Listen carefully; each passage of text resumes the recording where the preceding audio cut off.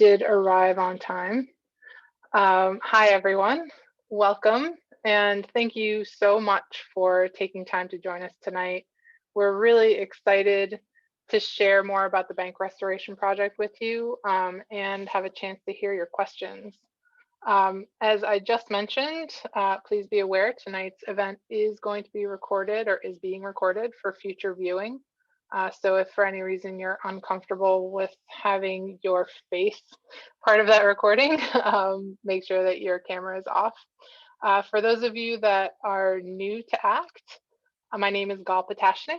I'm the Outreach and Member Services Director here. And joining us tonight are our speakers, Ron Rhodes of the Connecticut River Conservancy and ACT's Rick Walling. I think I can speak for all of us when I say that we're really glad to see you here and we can't wait to get started. So I'm going to wrap up my piece by just giving you a few housekeeping notes and then we can get started.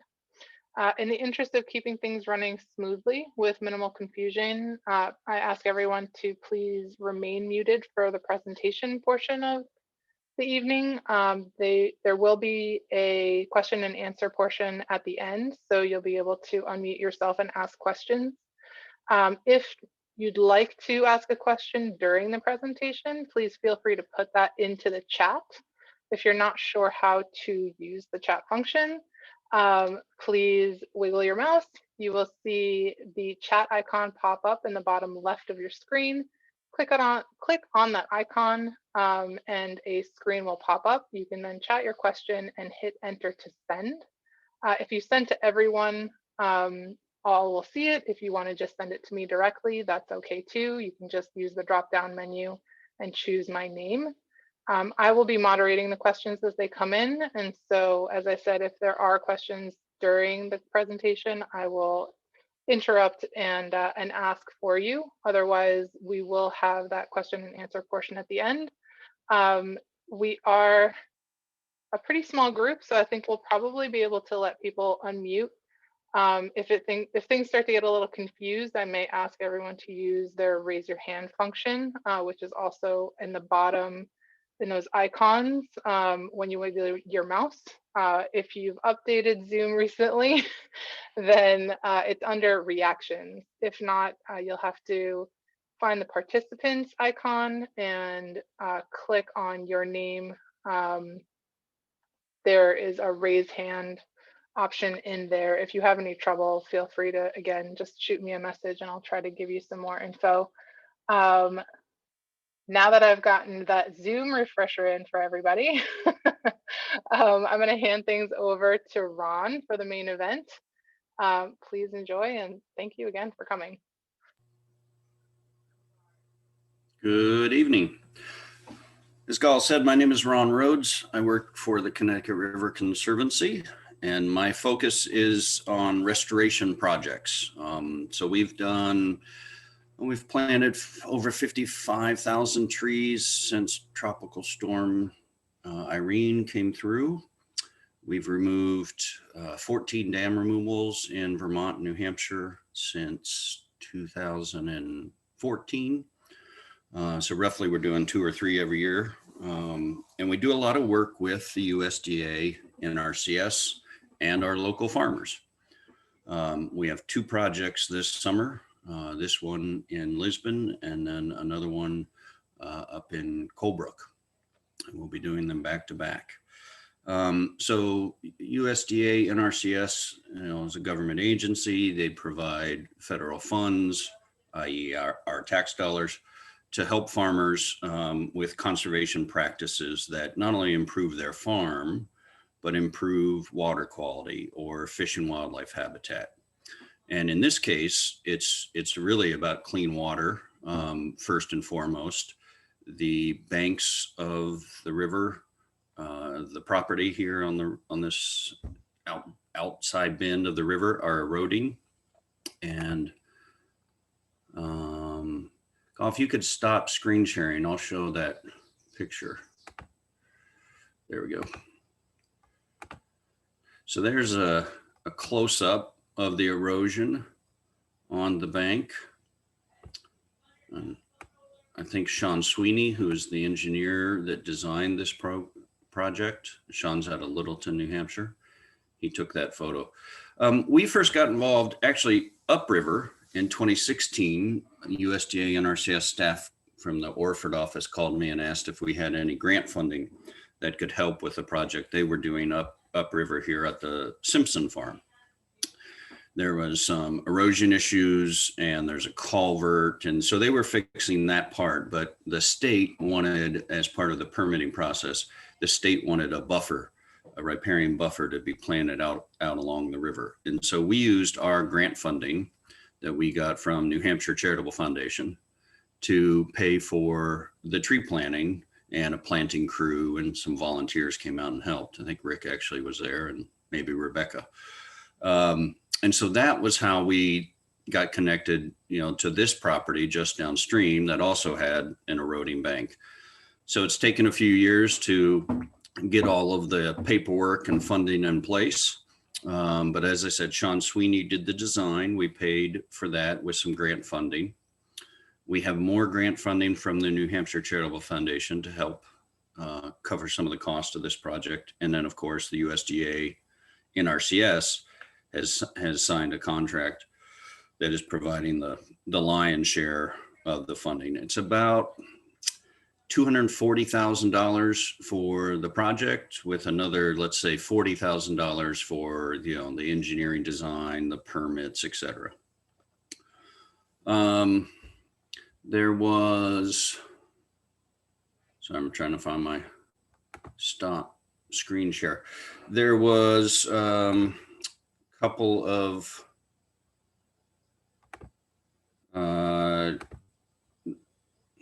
sorry, hitting the wrong button. There was a couple of public announcements, if you will. So here's an article from earlier from the Caledonia Record about the project. When we received the money, when the ACT got notice that the funding was approved. And I don't know if folks saw that, but there's a nice long article they did, talks about the history of the project and whatnot, which Rick can talk to, I'm sure, better than I can. This picture here is a previous project that we did in Bradford. So you can see the eroding bank that was really caused by Irene. And then on the right is the root wads that were installed and the bank sloped back. Essentially, that's the same thing we're doing here. Sean Sweeney, the engineer, has done a lot of these. We've worked with him on at least 3 others, and USDA NRCS has done a ton of these in New Hampshire. I'm thinking we've probably done with USDA in New Hampshire, we've probably done at least 6, probably more than that. I'm probably forgetting a few. Here is a quick look at the basic design of the project. So that's, if you can imagine that picture I showed earlier, that's the eroding outside bend in the river. You see the recreation trail there. And what we're going to do is put in 12 root wads. So they're tree trunks. We're part of the contract that we have with Chief Bogey out of Rygate, and another guy is to go get these trees from a local logging area. That's they've already marked the trees and reserved them for this. So they'll cut those stems, to 18, 20 feet long, and then they pull them out so that the root ball is still intact. And so essentially what you'll have is, once we install these and they sit on logs, you can see that in the diagram. And then there will also be boulders placed in there for ballast so that they don't just, get picked up and moved. And so those root wads will be what you'll see in the picture. Instead of that eroding bank, if we come back in 2 years, you'll see those root wads, just like you did in that newspaper article. And they will take the brunt of the high water and the ice. And so you don't have exposed soil that's falling into the river at about 2.5 feet per year. So that, that whole bend, that whole property just keeps getting less and less, and all of that soil goes into the river. It's not good for water quality. It increases nitrogen. And, you know, we have a TMDL, which is a pollution plan for the Connecticut River. And the whole goal of that is to reduce the amount of nitrogen in the water. So NRCS estimates that the project here will reduce about 20 pounds of nitrogen. It's a model. It's not an exact science, but 20 pounds of nitrogen per acre per year is the outcome. So the water quality benefits. The area here is about 600 feet long. So that's where the excavator will be. You know, we have to take that steep bank that's straight up and down, and we have to carve it back.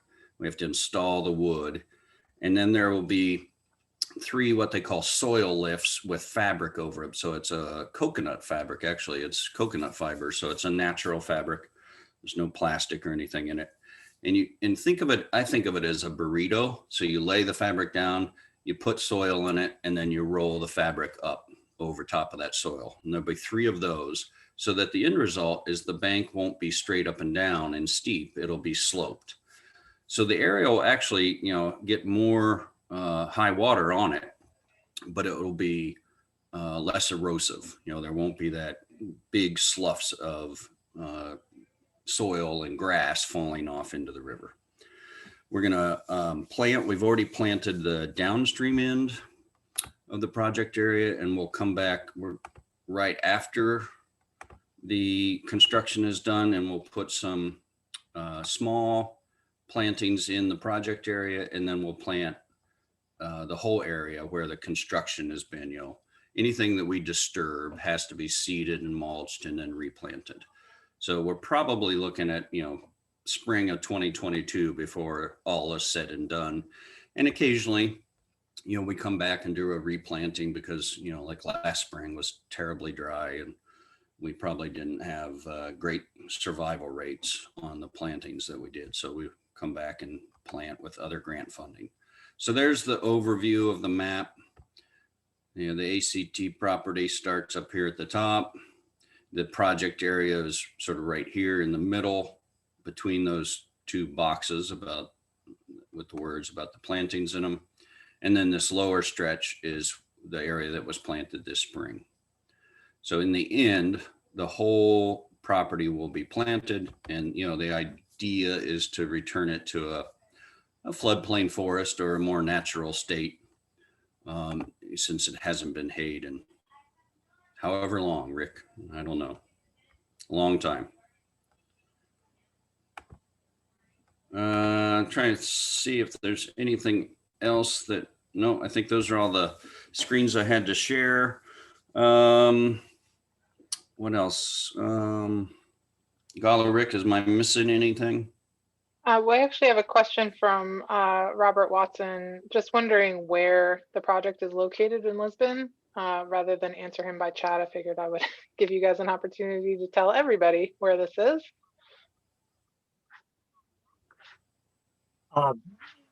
The pond just north of the village, Hanno Pond, it's directly behind that, across the old railroad track, the trail bed now, old rail bed. So it's between the rail bed and the river, and just straight back from Hanno Pond. Off of 302. Off of 302, just out of the village on the way to Littleton. I'd actually just pulled up Google Maps, so there's the project. Oops. That was a brief view. I should love technology. Everybody was paying attention. Of course, now I can't get back. Ron, could you talk a little bit more about what kind of equipment is going to be used to get this project done? Sure.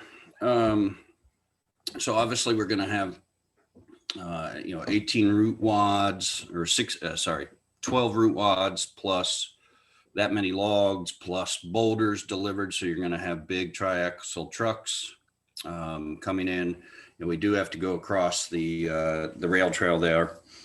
And we did the same thing at the Simpson project just upstream. Sean and I did a root wad project together up in North Stratford a few years ago, and same thing, so that we'll have flags out for all the folks that are using the rail trail. There'll be signs, construction ahead, and flags, and you'll have, some big heavy equipment traveling on there. Actually, it's Chief Bogey, who we've hired to do the trucking work. He is the guy that does the rail trail work. So they hire him, to come in and regrade it and put gravel on it. So he knows the drill. He's very familiar with working in that area. I think, what did he say, Rick, that was it just last year that he was there doing it?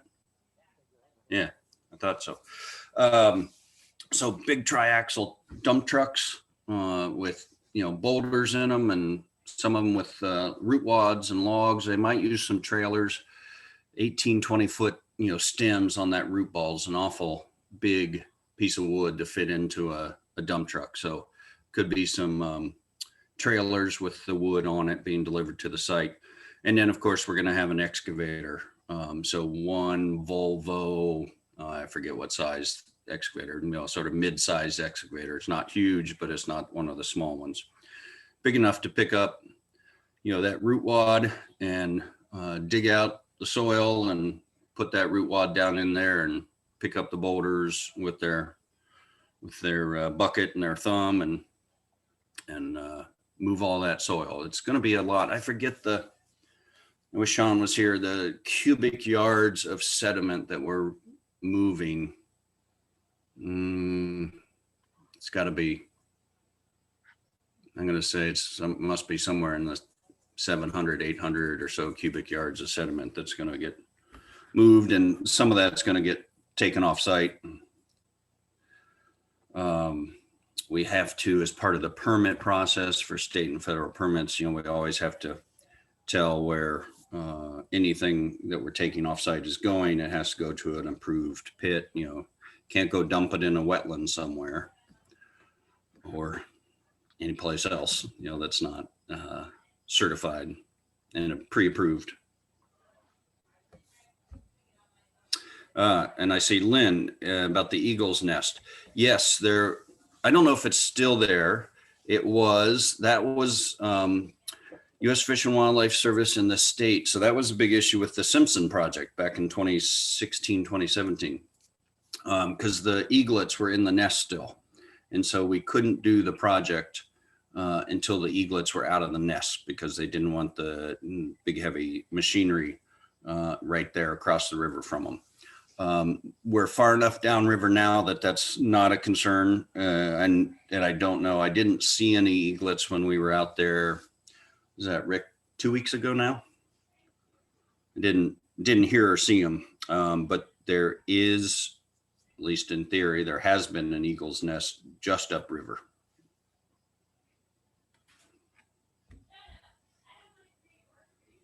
Does anybody else have any specific questions? I know that I could keep sort of prompting Ron, but I want to make sure that we have time for questions from you guys. A big part of this. Yeah.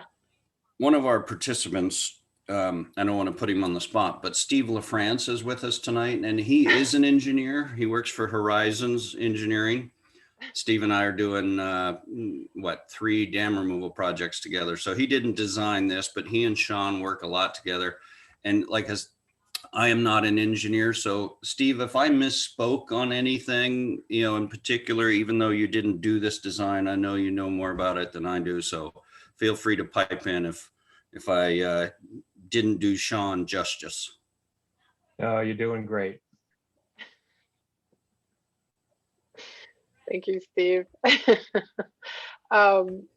So as I said, if there are any specific questions that you guys wanted to ask, this is the opportunity. We want to make sure that as a community, you guys have a chance to not just get your questions answered, but also have a little bit of discussion about anything regarding this project. I know from the ACT perspective, we're pretty excited, but also recognize that seeing a lot of big machinery right next to the river might be a little worrying. So that was a big reason to hold this event to begin with. And we really won't be in the river. You know, this is not like our typical dam removal. Like when Steve and I are doing work later in the summer, we're going to be, you know, in the river making a mess.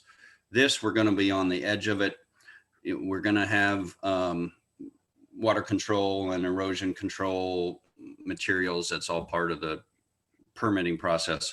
So all that stuff will be in place. So you should not see, if you're down in Lisbon in town, you should not see a big, you know, plume of consistently muddy water coming down. The project starts hopefully July 1-ish and will go for the whole month, maybe, hopefully not that long. You know, we're 3 to 4 weeks to get it all done. So again, shouldn't see a lot of disturbance or muddy water in town.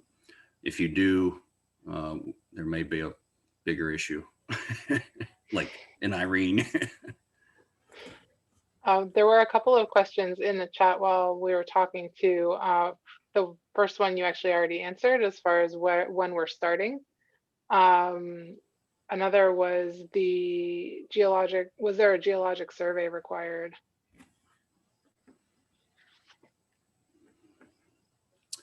That's a good question. I don't know that there was a USGS survey required, but NRCS, you know, for them to spend federal money on it, and maybe Steve can help me on this one, but for NRCS to spend federal dollars on it, they do have to go through some of their own, you know, processes that we're not involved in before that money ever gets approved. So, you know, Sean probably used some USGS maps and surveys in his design. You know, he has to do the hydrology and he goes out and does the survey work, but I bet he used some USGS historical maps and references.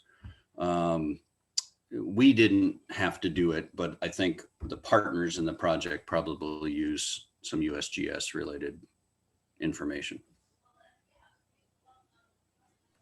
If you want, while we're waiting for more questions, maybe one just popped up. I can give a little history of the property and stuff if anybody's interested. So, Sure. Do you mind if I ask just this question that popped up that may? Absolutely. Okay. It's about the ice dams. Lynn asks, what causes the ice dams we see come over the banks in the area? Does that also damage the banks each year? Rick, you want to take that one or you want me to? Yeah, in fact, in 2016, according to when ACT takes on a property, we do what's called a baseline documentation report, which describes the physical condition of the property at the time that ACT takes either an easement on it or buys it. And I was just, because Fritz had asked me a question the other day, does ice actually come up on there? And I have seen it up that had to be on there, but I've never gone out and looked. And in 2016, according to the baseline documentation report, the ice covered that entire piece of property. What happens, I think, with an ice dam is when the ice breaks up, it maybe you get a big piece that gets hung up on a gravel bar or jams into the bank, and then another one builds up on it and builds up on it until they create a literal dam, and the waters and the rest of the ice can't flow beyond that point. So it all, of course, backs up. And then when the pressure gets too much or it gets undermined by actual running water, and then the ice dam blows out, then of course all that water backed up and ice and everything just, of course, rushes downstream. Part of the history of this project kind of deals with that a little bit, in that this was when we were out there the other day planting. I believe that's the 4th planting, different parts, different places, different things. But the initial planting was the hope to keep the topsoil in place.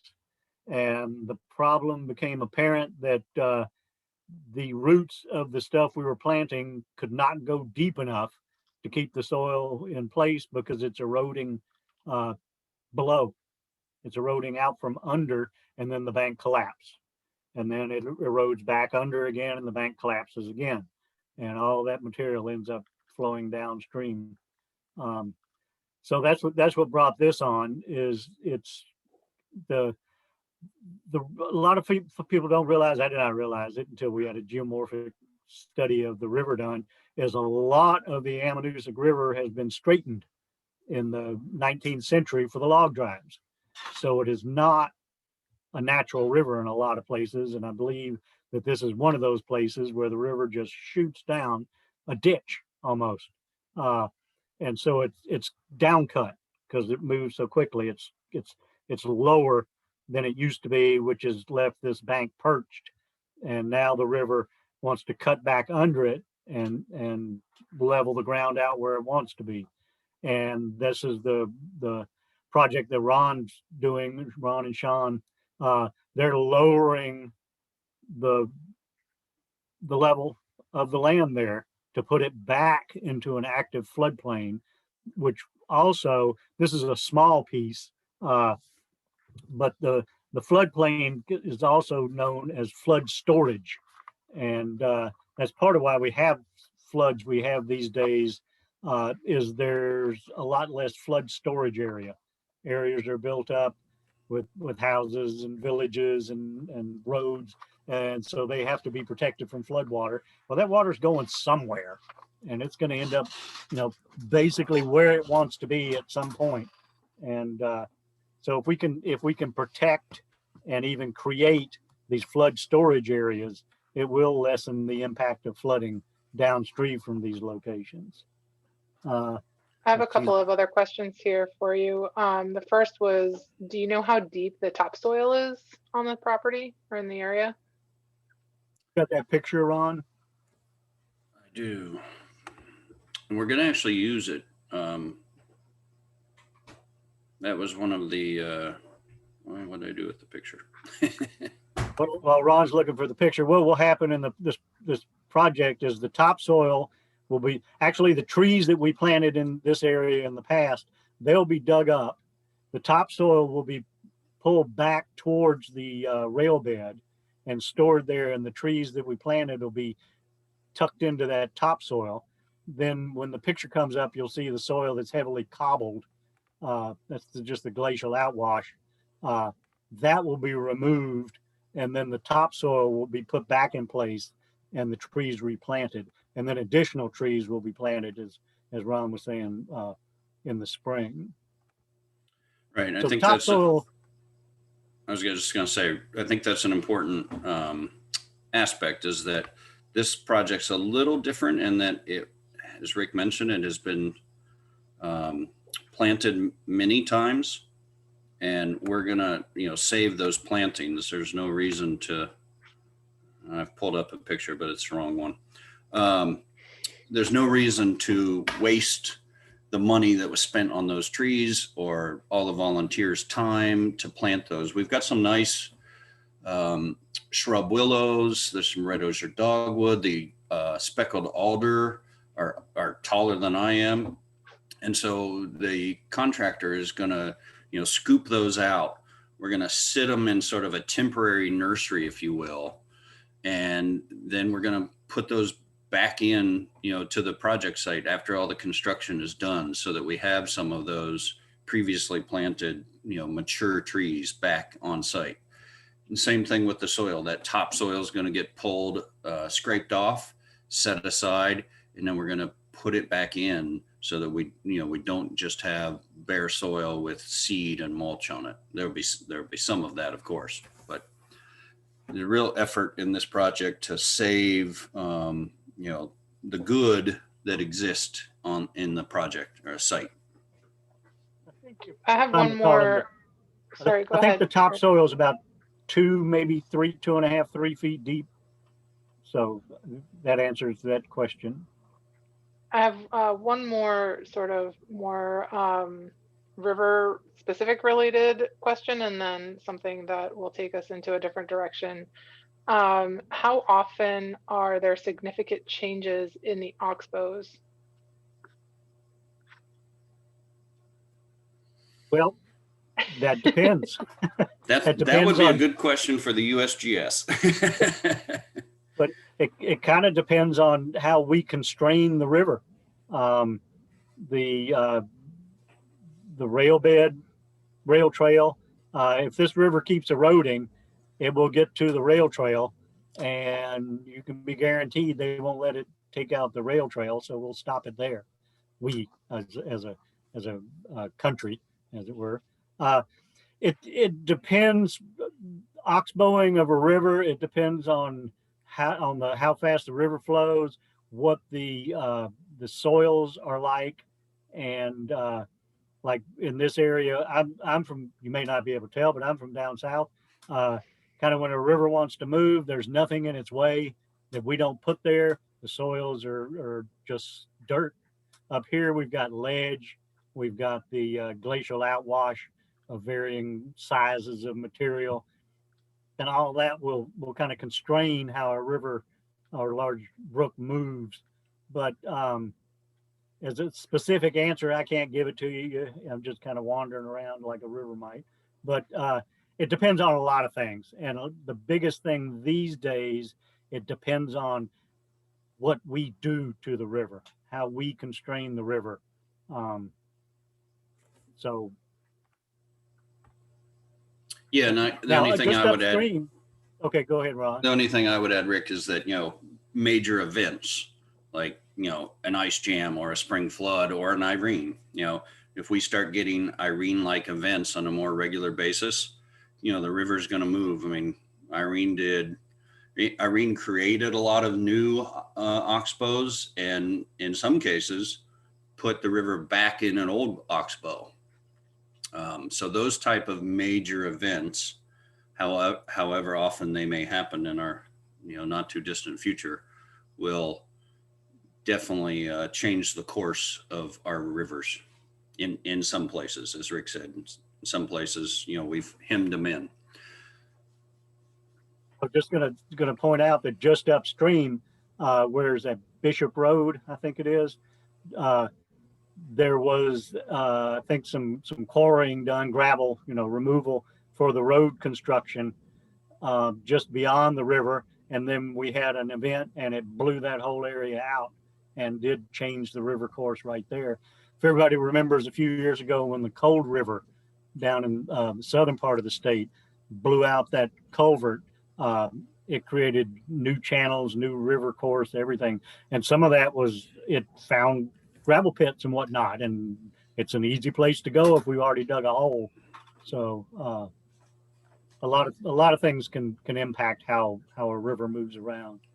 And that also gets back to that ice dam question. Any constriction in the river, whether it's a man-made culvert or bridge or a dam, like in downtown Lisbon, all of those constrictions contribute to, the potential for ice dams. And we can't say that this project will prevent that, but as Rick said earlier, the elevation of this land is going to be lower, and on this outside bend that we're stabilizing, the water will come up into this property more often, or more regularly, and which will relieve some of the pressure downstream. You won't have that same sort of fire hose effect that you have when the banks are really high and the river isn't able to get up into its floodplain. So this will help in that regard. Again, I can't promise it's going to prevent ice jams down by the dam. Before I take us in a completely different direction, Beth did have a question about seeing some folks out on the railroad bed near the river last week. They said they were watering their trees, wondering if they were part of the project. I figured I'd let you guys answer that. Yes. So that is, Beth, the downstream, if you can see the screen, the downstream end of the property, the area to be planted in spring 2021. So I forget, we planted, I don't know, I forget what it was exactly, 1,000 or so native trees and shrubs in that lower half, because there's not going to be any equipment on that end of the property. All the equipment and work is being done up here on the upstream end of it. So yeah, we had staff, we had crew out there and some volunteers out there planting and then watering. Actually, some of the ACT staff was out there on Wednesday. Yeah, Wednesday. And it wasn't snowing, so that was a Thursday. plus. Yeah, Thursday. But that was a 3-day planting effort by the greater crew, the crew that Ron's group took out there. So they planted a lot of trees. We planted a few. Yeah, they did the bulk of the work for sure. We had some I think we planted 7,000 trees this spring, and at least 3 of those sites we were planting in the snow. Wow. Well, it's definitely not snowing on Thursday for No. sure. Okay, so I'm going to take us in a slightly different direction. This is kind of a 2-part question here. Is there any archaeological information that needed to be evaluated on site, and wondering if there's any inventory of the Native American artifacts found in that general area and when they were found? Excellent question. As far as the project goes, yes, NRCS has to do that. We have to do it as part, usually as part of the permits, but if NRCS is funding the project, they do it. So they come out, and the NRCS staff, actually they have a cultural resources, I forget what they call him, cultural resources expert. He comes out and he digs test pits to see if they get any hits of Native American artifacts. There also are other, sometimes it can be artifacts, other times it can just be what they call culturally sensitive areas. And, maybe it's, maybe this property or property next door, was a camping site, or, maybe somewhere where Native American, communities came on occasion. And in that case, if they find something like that, if they have what they call a hit, then we actually have to put protective measures down. So usually they want us to put fabric and then stone, so that the excavators and the trucks aren't running over the ground, or, have some layer buffer between the equipment. And every once in a while, there's a place on the Connecticut River where there are no projects allowed to be done. We've got this major erosion issue, but it's a Native American burial ground, and you cannot go in there with excavators and touch that soil, and rightly so. So that process was done. Again, NRCS did it in this case. And Rick, I don't know if there's a history, before this project, if there was any history or artifacts found on the site. I never heard that part. As far as I know, nothing's ever been found there. For the tree plantings, it was determined that it was not going to be an adverse impact on any potential cultural resources. If I get too technical, I spent 38 years in cultural resource management. So we get to the other part of the question is the state does keep a file on known historic and prehistoric sites, and they would have records of anything in that immediate area. Most of I would suspect that most of the known sites would be related to construction activities along the highways and whatnot. I don't think there's ever been just a general survey of the area that was not confined to an impact from a permitted project. And this being a permitted project, it did require cultural resources evaluation. So I'm sure the state has a record of the sites known in the area, but they are closed records, and because people will go out and dig them up if they know there's a site there. And we in the South, I assume up here too, we call them pot hunters, because they'll go and dig up a Native American site or a historic site, looking for loot, looking Right. for artifacts and whatnot. So they're not generally publicly accessed files. Yeah, they don't even tell us. When we file the paperwork in order to get the permit, all they will tell us is there was a hit. They don't, give us any details. They just say there was a hit or it's a culturally sensitive area and here are the procedures you must follow. So they're very tight-lipped about it, just like they are with endangered species, the wood turtle, for example. You can't find any state or federal map or document that shows you or tells you where wood turtles are because there's a black market. And if people find out there are wood turtles in this town or this county or this river, they'll be there looking for them.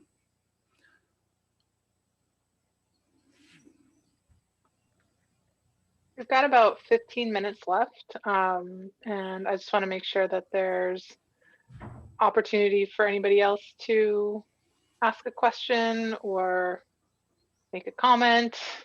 You guys are also welcome to just unmute yourselves if you'd like to have a little bit more of a discussion. As I said, the group is pretty small, so please feel free to do that. Gal, I'd make one comment. If anyone wants to come down in July and see this in action, feel free.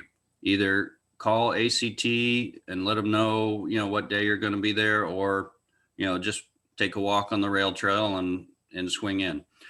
We don't want folks in the construction area, of course. We have big equipment out there, and myself and anybody else that's on site, we're going to have our hard hats on and our orange vest and all that safety equipment. But if you want to come see things from an action, you can be on the rail trail and, not be in harm's way and still see what's happening.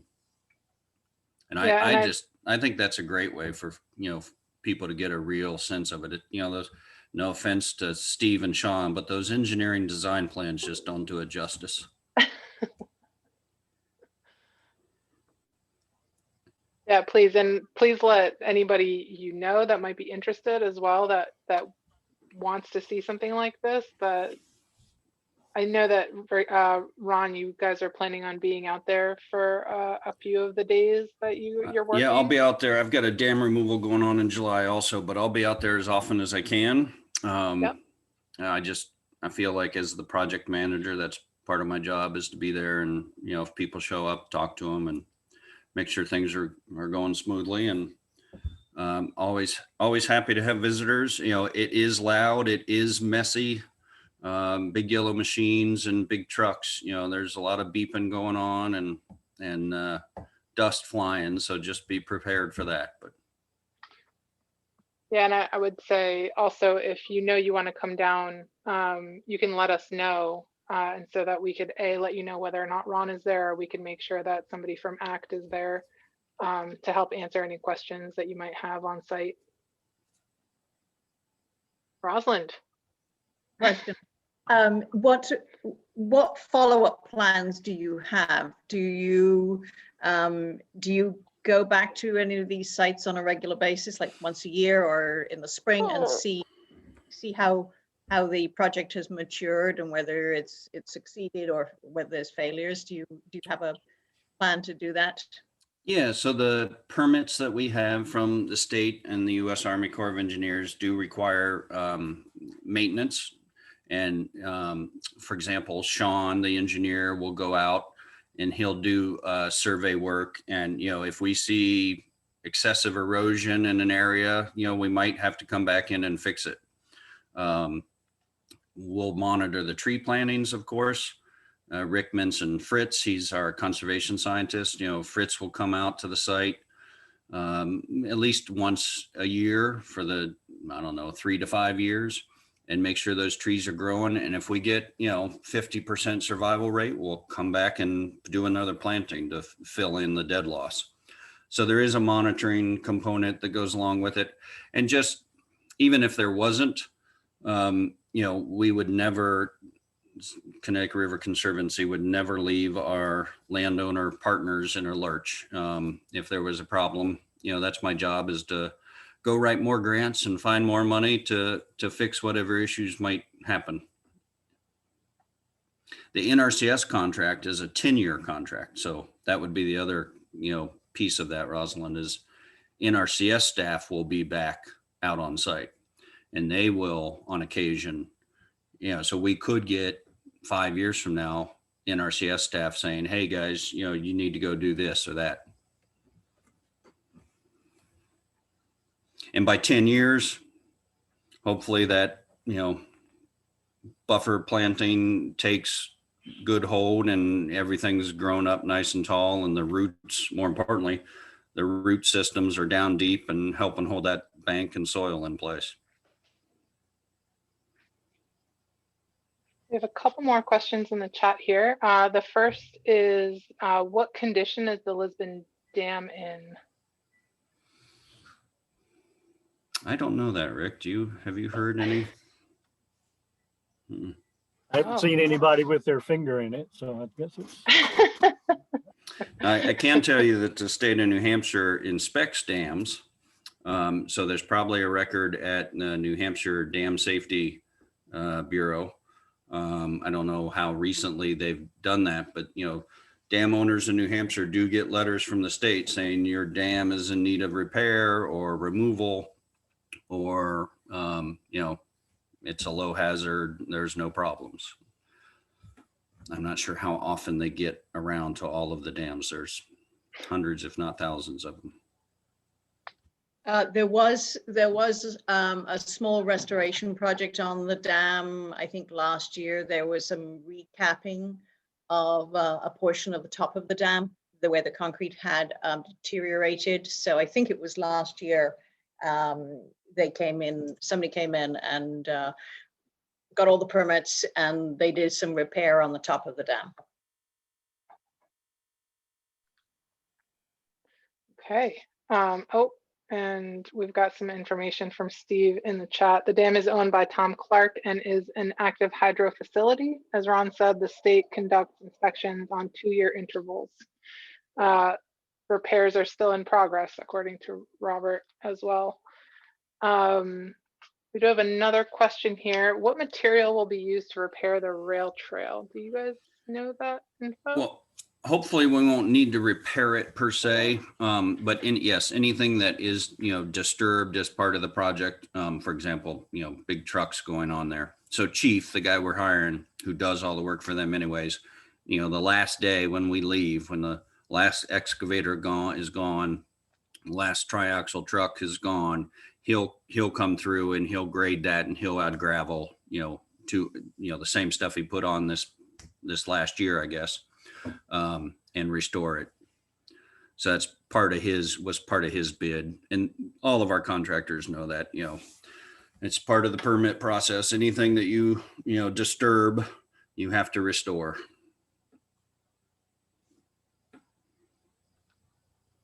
Great, thank you. So I'm going to ask one more time if there are any other questions. We've got about 9 minutes left. I want to know about your puppy. Oh my God. That Has was nothing to do with the river, but I do have a small puppy and I'm alone at home. So it's just being very wiggly. So I'm sorry if that was distracting. No, puppies are more interesting than construction projects. Yeah, she's much smaller than anything that we'll be dealing with at the river for sure. Was there anything that you guys wanted to touch on before? Oh, we're gonna have a dog show and tell. That's a good way to use the last 10 minutes. Another puppy. Wondering if there was anything else that we wanted to touch on before we wrap things up for today. Well, I would just say if anybody, has questions from here on out, they should feel free to reach out to you or me or whoever. And, if they think of something after tonight or during July, if they see something going on, that might be of concern, please feel free to get in touch. I've got a cell phone and an email, and unfortunately, seem to be attached to both of them. So I And I'm usually- going to put a slide just up on the screen here so you guys can get Ron's email address. Tom, who was not able to join us, is on here as well. So he's the NRCS person for the project. Rick's email is on there, and of course my email in case you have any feedback about the presentation today specifically. So I guess I'm going to take us out. I just want to thank you again for joining us. I want to thank Ron and Rick for spending time, and for all of you that took your evening with us as well. Thank you so much. And as I said, if there's anything you want to get back to, this was recorded. So I will share that recording as soon as it's ready, as soon as it's captioned, in fact. And Gal, I just put my cell in the chat. So again, if anyone wants, especially during the project, if anyone wants to call or text me, if you're in the neighborhood and see something that, looks amiss. Absolutely. I don't think that will happen, but the crew we have working on this project is, both companies are very good. We've done a lot of work with them, a lot of this type of work with them. Fantastic. So they'll take good care of us. All right. Thank you guys so much, and have a great night. Thank you all. Thank you all. Thanks for everybody. Bye guys. Be well.